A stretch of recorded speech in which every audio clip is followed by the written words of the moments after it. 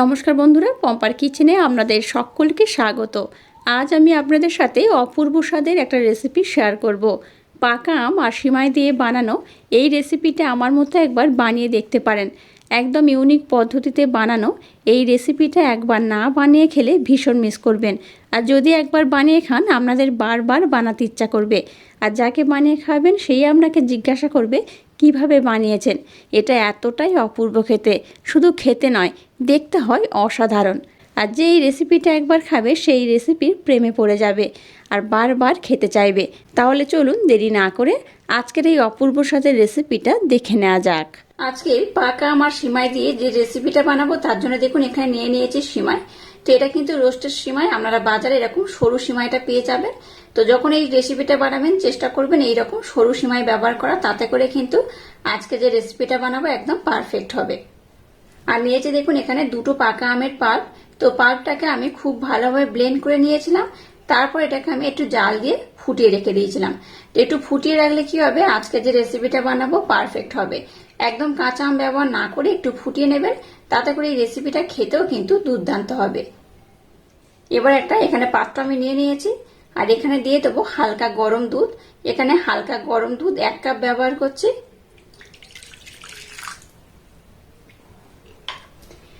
যে পাকা আমের পাল্প নিয়েছিলাম এবার এখানে আমি দিয়ে দেব। এই দুধের মধ্যে আমি পাকা আমের পাল্পটাকে দিয়ে দিলাম। সম্পূর্ণ পাকা আমটাকে আমি ব্যবহার করে নেব। মিষ্টির জন্য দিয়ে দেবো ব্লেন্ড করে রাখা মিছরি। আপনারা মিছরির পরিবর্তে এখানে চিনিও ব্যবহার করতে পারেন। তো আমি এখানে 3 চামচের মতো মিছরি দিয়ে দিয়েছি। আর হালকা গরম দুধের মধ্যে দিয়ে দেবো বাটার। এখানে আমি অল্প একটু বাটার ব্যবহার করছি। এটা দুধের মধ্যে দিয়ে খুব ভালোভাবে মেল্ট হয়ে যাবে। তো এখানে 2 চামচের মতো বাটার ব্যবহার করলেই হবে। এবার এই সমস্ত উপকরণ একসাথে আমি খুব ভালোভাবে মেল্ট করে নেব। আজকের ইউনিক পদ্ধতিতে যে রেসিপিটা বানাচ্ছি আশা করছি আপনাদের ভীষণ ভালো লাগবে। তো সমস্ত উপকরণ এইভাবে কিন্তু 2 থেকে 3 মিনিট সময় দিয়ে নাড়াচাড়া করে ব্লেন্ড করে নিতে হবে। সমস্ত উপকরণ দেখুন আমি খুব ভালোভাবে মেল্ট করে নিয়েছি। এবার দেখুন যে সিমাইটাকে আমি নিয়েছিলাম সেই সিমাইটার মধ্যে আমি দিয়ে দেব। এবার সিমাইটাকে যখন দেবেন তখন কিন্তু একটু ছোট ছোট টুকরো টুকরো করে কুঁচো কুঁচো করে দিয়ে দেবেন। এই দেখুন হাতের মধ্যে এইভাবে নিয়ে এইভাবে একটু মিহি করে নেবেন, তাতে করেই কিন্তু এই রেসিপিটা একদম পারফেক্ট হবে।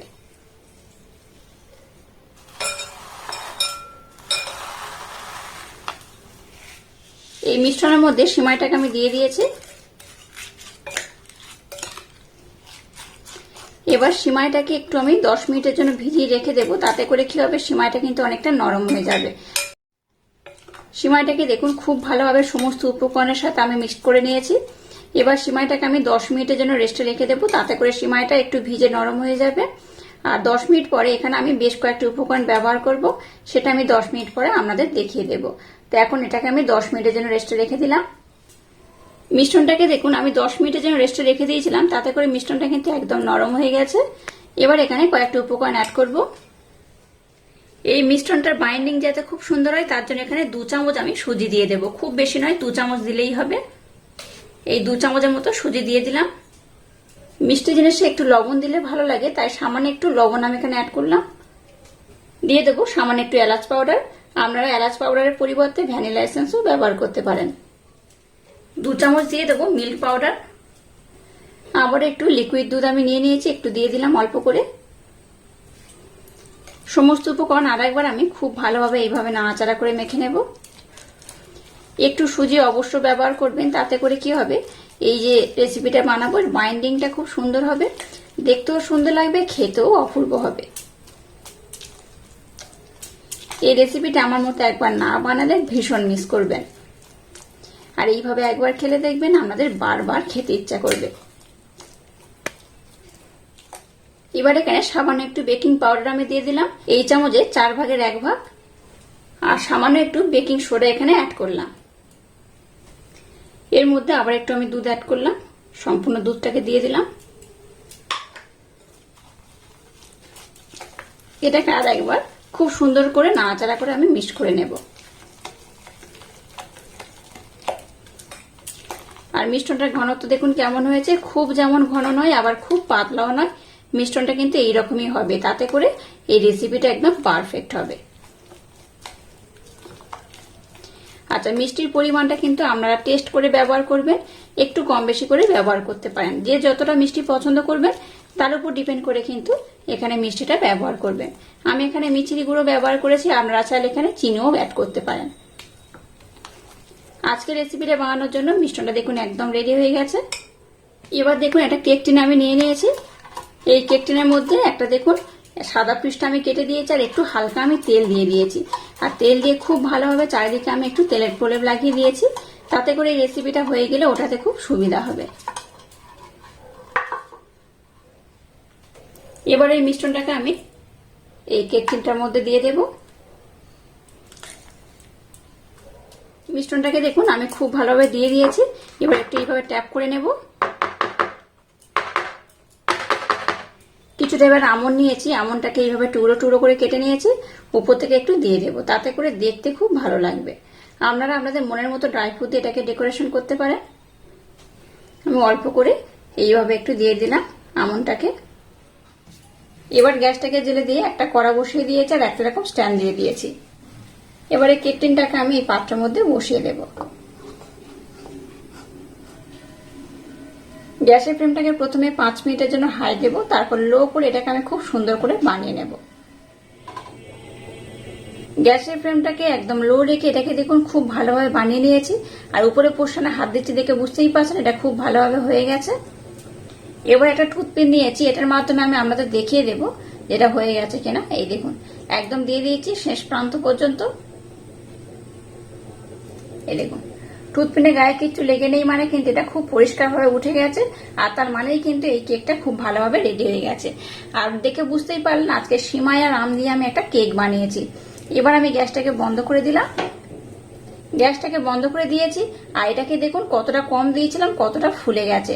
তো এবার এই কেকটাকে আমি ঠান্ডা করার পর আমি আপনাদের দেখাবো এই কেকটা কত সুন্দর হয়েছে। কেকটাকে দেখুন আমি খুব ভালোভাবে ঠান্ডা করে নিয়েছি, আর ঠান্ডা হতেই দেখুন ধারে থেকে অটোমেটিক ছেড়ে উঠে আছে। এই দেখুন দেখে বুঝতেই পারছেন এটাকে ছুরি দিয়ে ডিমোল্ড করার দরকার নেই, অটোমেটিক কিন্তু ছেড়ে উঠে গেছে। এবার একটা প্লেট নিয়ে নিয়েছি, প্লেটটার মধ্যে এটাকে আমি খুব ভালোভাবে ডিমোল্ড করে নেব। এটাকে আর ট্যাপ করার দরকার নেই, অটোমেটিক দেখুন ছেড়ে উঠে গেছে। এবার যে কাগজটাকে আমি দিয়েছিলাম এটাকে আমি উঠিয়ে দেব।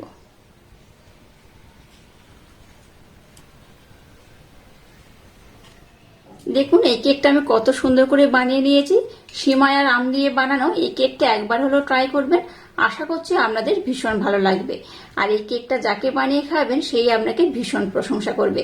তো এটাকে কেটে আমি আপনাদের দেখাচ্ছি কেকটা কতটা নরম তুলতুলার স্পঞ্জি হয়েছে। এবার একটা ছুরি নিয়েছি, ছুরির মাধ্যমে এটাকে প্রথমে আমি 3 টুকরো করে কাটবো।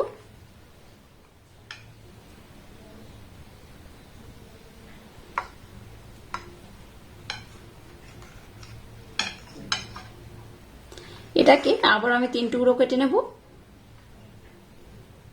দেখুন কেকটাকে আমি কেটে নিয়েছি আর কত সুন্দর হয়েছে। এই দেখুন আমি দেখাচ্ছি, এই দেখুন ভিতরটা কতটা জালিদার হয়েছে, কতটা নরম হয়েছে, কতটা তুলতুলে হয়েছে, আর কতটা স্পঞ্জি হয়েছে দেখে বুঝতেই পারছেন। এইভাবে একবার না বানালে ভীষণ মিস করবেন। সিমাই আর পাকা আম দিয়ে এই কেকটা একবার যেই খাবে সেই আপনাকে ভীষণ প্রশংসা করবে। এই কেকটা এতটা নরম তুলতুলে স্পঞ্জ যে মুখে দিলেই মিলিয়ে যাবে। আমি দেখাচ্ছি দেখুন, এইভাবে মুঠি করবেন, মুঠি হয়ে যাবে, আবার এইভাবে খুলে যাবে। এটা এতটাই অপূর্ব খেতে হয়। আর একবার যে এই কেকটা খাবে এই কেকটা কিন্তু বারবার বানাতে চেষ্টা করবে। আর এটা বানানো ভীষণ সহজ, দেখে বুঝতেই পেরেছেন। পিছনের পোর্শনটাও দেখুন কত সুন্দর হয়েছে, আর সামনটা কিন্তু খুব ভালোভাবে হয়ে গেছে। আচ্ছা বলে রাখি এখানে যে আম দিয়েছি আমের পরিমাণটা আপনারা একটু কম বেশি করে দিতে পারেন। আর এই দেখুন আমি একটা কেটে দেখাচ্ছি দেখুন, বা ভেঙে দেখাচ্ছি দেখুন কত সুন্দর হয়েছে ভিতরটা। এটা কিন্তু অসম্ভব সুন্দর দেখতে হয়েছে, শুধু দেখতে নয় খেতেও কিন্তু এটা অপূর্ব অসাধারণ। আর আজকের এই অপূর্ব স্বাদে কেকের রেসিপিটা যদি আপনাদের ভালো লাগে তাহলে চ্যানেলটাকে লাইক, শেয়ার, কমেন্ট এবং সাবস্ক্রাইব করবেন, আর পাশে থাকা বেল আইকনটা প্রেস করে দেবেন। তাহলে টাটা, আবার দেখা হচ্ছে নতুন কোনো রেসিপি নিয়ে।